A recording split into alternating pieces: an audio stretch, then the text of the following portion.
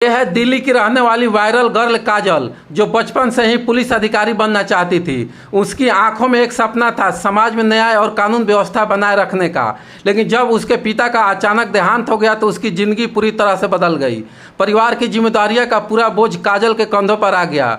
छोटे छोटे भाई बहनों की देखभाल और उनकी ज़रूरतों को पूरा करना उनकी पहली प्राथमिकता बन गई। अपने सपनों को दरकिनार करते हुए काजल ने अपने परिवार का पालन पोषण करने के लिए एक नई राह चुनी। उसने थिएटर आर्टिस्ट बनने का निर्णय लिया। अपने कठिन परिश्रम और लगन से काजल ने इस क्षेत्र में अपना एक खास मुकाम हासिल किया।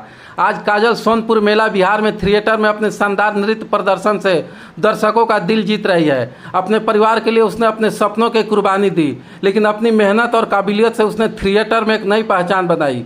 सोनपुर मेले में काजल के डांस को देखकर यह साफ जाहिर होता है कि उसने अपने सपनों को भले ही बदल लिया हो, लेकिन अपनी मेहनत और आत्मविश्वास को कभी कम नहीं होने दिया।